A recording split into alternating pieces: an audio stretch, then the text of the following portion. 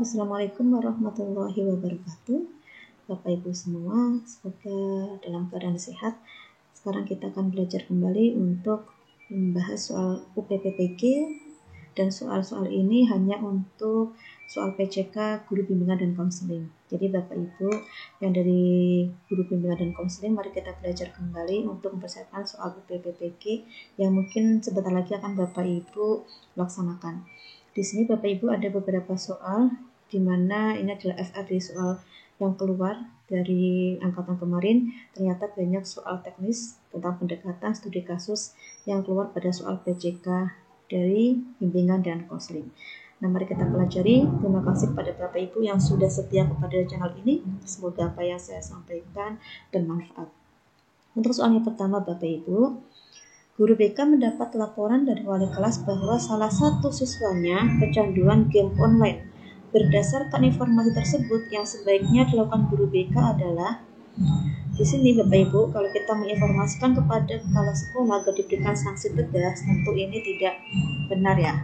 Nah, kemudian yang B, menginformasikan ke orang tua tentang kecanduan game dan meminta orang tua untuk memarahi anaknya, apalagi meminta orang tua memarahi anaknya.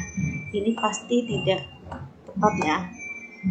Memberi pendampingan dengan teknik kontrak perilaku sambil berkomunikasi dengan orang tua, ini mungkin bisa. Yang D, memanggil siswa tersebut dan memberikan sanksi dengan membuat surat pernyataan. Ini hanya memberikan sanksi ya, jadi tidak tepat juga.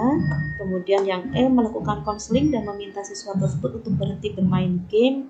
Kita memaksa siswa untuk berhenti, ini juga tidak tepat. Maka dari pertanyaan ini, jawaban yang di sini lebih tepat adalah yang C, yaitu memberikan pendampingan dengan memberikan teknik kontrak perilaku sambil berkomunikasi dengan orang tua. Penjelasannya Bapak Ibu, apa itu kontrak perilaku? Kontrak perilaku merupakan salah satu metode dari pendekatan konseling behavior. Jadi pendekatan behavioral ini berpandangan bahwa setiap tingkah laku itu dapat dipelajari. Tingkah laku lama dapat diganti dengan tingkah laku baru. Manusia dipandang memiliki potensi untuk berperilaku baik atau buruk, dan manusia dapat mengatur serta mengontrol tingkah lakunya, dan dapat belajar tingkah laku baru, dan dapat mempengaruhi perilaku orang lain. Teknik kontrak perilaku adalah teknik kontrak kesepakatan tertulis antara dua orang individu atau lebih, yaitu antara konselor dan konseling, di mana salah satu atau kedua orang sepakat untuk terlibat dalam salah satu perilaku target. Semua orang terlibat dalam kontrak harus menegosiasikan syarat-syaratnya sehingga kontraknya dapat diterima oleh setiap orang. Teknik ini itu bertujuan untuk menyusun kembali atau mengubah perilaku peserta didik dalam hal kecanduan handphone. Dengan demikian, teknik kontrak perilaku diharapkan agar peserta didik dapat mengubah perilakunya dari kecanduan handphone menjadi lebih terkendali dalam menggunakan handphone. Jadi, untuk kasus ini lebih tepat kita menggunakan teknik kontrak perilaku. Kita lanjut ke soal nomor 2. Orang tua siswa datang ke ruang BK dan menceritakan kondisi anaknya di rumah yang sekarang berubah dan beralih dengan orang tua. Kemudian orang tua meminta guru BK untuk membantu memberikan solusi yang dilakukan oleh orang tua siswa kepada guru BK tersebut. Di sini Bapak Ibu, ada orang tua yang datang ke guru BK. Dia menceritakan kondisi anaknya, bahwa anaknya itu sekarang berubah dan berbeda dengan orang tuanya. Nah, di sini guru BK diminta untuk memberikan solusi. Jadi apa yang dilakukan oleh orang tua ini tuh kepada guru BK kita sebut apa? A, advokasi, B, mediasi, C, konseling, D, konsultasi, D, informasi. Di sini kita perlu tahu ya perbedaan apa aja ini antara advokasi, mediasi, konseling, konsultasi, informasi. Kalau dari soal ini, maka jawaban yang lebih tepat itu aslinya adalah yang mana Bapak Ibu? Yaitu yang D ya, konsultasi. Nah, kenapa konsultasi? Jawabannya ada perbedaan antara konsultasi dan konseling yang perlu kita ketahui. Jadi layanan konsultasi berbeda dengan layanan konseling. Model berhubungan pada layanan konsultasi lebih bersifat segitiga, yaitu ada konselor, orang ketiga, dan konseling yang dikenal dengan triadik model.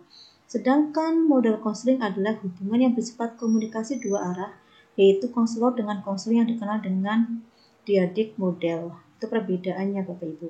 Tadi di sana ada orang tua siswa yang menceritakan kondisi anaknya kepada guru BK. Jadi ada antara orang tua, ada guru BK-nya, dan juga ada yang ceritakannya, yaitu pihak ketiga. Maka lebih tepat dikatakan itu adalah dalam bentuk konsultasi ya Bapak Ibu, bukan konseling. Jadi konsultasi lebih banyak berhubungan dengan usaha pemberian informasi ya dan kegiatan pengumpulan data tentang klien dan lebih menekankan pada fungsi pencegahan. Dari segi tenaga bimbingan, konsultasi dapat dilakukan oleh semua orang dewasa pada individu yang membutuhkannya. Dari segi tujuan, konsultasi merupakan suatu pelayanan khusus yang terorganisir untuk menunjang perkembangan klien secara optimal. Kalau konseling adalah suatu bantuan yang dilakukan oleh konselor dalam pertemuan tatap muka dengan seorang klien.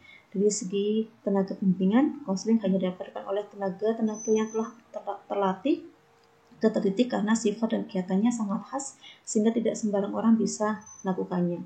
Dan dari segi tujuan, konseling merupakan usaha pemberian bantuan baik secara perorangan maupun kelompok. Kan di sini sifatnya adalah triadik, ada 3 ya, ada konselor, kemudian ada orang tua siswa yang menceritakan dan ada yang diceritakan, berarti ada triadik. Maka disebut lebih tepatnya kegiatan itu adalah konsultasi. Kita masuk ke soal nomor 3. Ada siswa yang melaporkan kejadian bullying di kelasnya. Di kelasnya ada sekelompok anak yang suka melakukan bullying, sehingga guru BK perlu memberikan layanan untuk penanganan kasus tersebut. Teknik yang tepat digunakan oleh guru BK dalam menangani kasus tersebut adalah A. Homeroom, B. Karya wisata, C. Psikodrama, D. Sosiodrama, E. Diskusi kelompok. Karena di sini lebih bermasalah adalah tentang kasus sosial ya, maka untuk teknik yang tepat yang digunakan guru BK yang mana Bapak Ibu? Yang lebih tepat adalah yang D ya, sosiodrama. Di sini Bapak Ibu untuk beberapa jenis metode bimbingan kelompok itu ada homeroom, karya wisata, diskusi kelompok, kegiatan kelompok, proses siswa, sosiodrama, psikodrama, dan pengajaran remedial. Sosiodrama itu apa Bapak Ibu? Sosiodrama adalah salah satu kegiatan bermain peran sesuai dengan namanya, tadi digunakan untuk memecahkan masalah-masalah sosial. Siswa atau kelompok individu yang diberi bimbingan sebagian diberi peran sesuai dengan jalan cerita yang disiapkan, sedangkan yang lain bertindak sebagai pengamat. Selesai permainan dilaksanakan, diadakan diskusi tentang pemeranan, jalan cerita dan ketepatan pembacaan masalah dalam cerita tersebut. Sosiodrama menurut Tati Romlah adalah permainan yang ditujukan untuk memecahkan masalah sosial yang timbul dalam hubungan antar manusia. Di sini perlu Bapak Ibu ketahui perbedaan antara psikodrama dan sosiodrama. Kalau psikodrama itu digunakan untuk menyelesaikan permasalahan individu yang berkaitan dengan kepribadian. Sementara kalau sosiodrama digunakan untuk membantu individu berkaitan dengan masalah sosial, itu seperti interaksi sosial.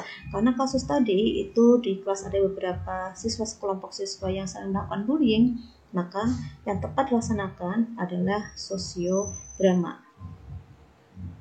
Kita lanjut ke soal nomor 4. Santi merupakan siswa yang suka datang terlambat. Kemudian guru BK memberikan penguatan atau reinforcement dan memberikan pujian setiap kali datang tepat waktu. Yang dilakukan oleh guru BK merupakan reinforcement, ada primary reinforcer, ada secondary reinforcer, contingency reinforcement, reinforcement modifikasi, reinforcement termakna. Ini tentu Bapak Ibu masih ingat ya tentang penguatan atau reinforcement. Di sini Bapak Ibu karena diberikan sebuah pujian, maka yang tepat adalah jawabannya yaitu yang mana tadi? Yang B ya, yaitu secondary reinforcer. Pembahasannya, jadi reinforcement itu ada beberapa jenis. Ada primary reinforcer atau unconditional reinforcer, itu reinforcement yang langsung dapat dinikmati. Contohnya kalau kita berikan makanan atau minuman. Kalau secondary reinforcer atau conditional reinforcer itu contohnya kita berikan uang, senyuman, pujian, medali, pin, hadiah, kehormatan. Dan di soal tadi diberikan pujian, berarti maksudnya secondary reinforcer. Kalau contingency reinforcement itu tingkah laku tidak menyenangkan dipakai sebagai syarat untuk melakukan tingkah laku menyenangkan. Contohnya mengerjakan PR dulu sebelum nonton TV. Nah, reinforcement ini efektif untuk modifikasi perilaku. Langkah-langkah pemberian penguatan reinforcement itu ada identifikasi masalah dengan ABC, memilih memilih perilaku target yang ingin diubah, menetapkan data awal atau baseline perilaku awal, memilih reinforcement yang bermakna, menentukan jadwal pemberian reinforcement. Ini adalah jenis-jenis penguatan dari reinforcement Bapak Ibu. Karena tadi pemberian pujian, maka lebih tepat jawabannya adalah secondary reinforcer. Kita lanjut ke soal yang terakhir Bapak Ibu. Guru BK melaksanakan webinar bahaya narkoba kepada siswa dengan tujuan agar siswa jangan sampai terjerat masalah narkoba. Yang dilakukan guru BK tersebut merupakan pendekatan krisis, pendekatan remedial, pendekatan preventif, pendekatan perkembangan, pendekatan pedagogi. Di sini adalah pencegahan ya, fungsinya adalah pencegahan, maka pendekatannya yang tepat digunakan adalah pendekatan preventif, yaitu yang C. Penjelasannya, pendekatan bimbingan itu ada pendekatan krisis, remedial, preventif, ada perkembangan. Kalau pendekatan krisis itu adalah usaha untuk pendekatan yang dilakukan konselor pada individu yang memiliki masalah. Di sini pihak BK menunggu konselor datang menghadapinya, kemudian pihak BK akan membantu menangani masalah yang dihadapi oleh konselor. Kalau pendekatan remedial adalah usaha pendekatan yang dilakukan konselor kepada individu yang mengalami kesusahan. Dalam hal ini, konselor membantu konselor untuk menghilangkan kesusahan-kesusahan yang dialami oleh konselor dengan mengubah perilaku individu yang menyebabkan kesusahan dalam dunia tersebut. Pendekatan preventif adalah usaha pendekatan yang dilakukan konselor kepada individu atau kelompok untuk mencegah atau mengantisipasi berbagai permasalahan agar permasalahan tersebut tidak sampai terjadi pada individu atau kelompok tersebut. Misalnya tadi ya, dalam pendidikan diadakannya seminar dengan bahaya narkoba kepada siswanya. Hal ini dilakukan dengan tujuan agar jangan sampai para siswa terjerat masalah narkoba. Kemudian ada pendekatan perkembangan, adalah usaha pendekatan yang dilakukan konselor kepada individu untuk mengembangkan potensi yang dimiliki individu. Dalam hal ini, pihak konselor akan membantu individu, memudahkan individu dalam mengembangkan potensi yang dimilikinya. Berikut 5 soal yang bisa saya berikan Bapak Ibu. Mohon maaf jika tadi agak berisik ya, karena sedang di sekolah dan ada ekstra drum band. Terima kasih kepada Bapak Ibu yang sudah menyimak dan menonton video ini. Semoga apa yang saya sampaikan bermanfaat, dan mohon maaf jika ada kesalahan dan kekurangan. Selamat belajar Bapak Ibu, semoga diberikan kelancaran dan kelulusan pada saat UPPPG nanti. Wassalamualaikum warahmatullahi wabarakatuh.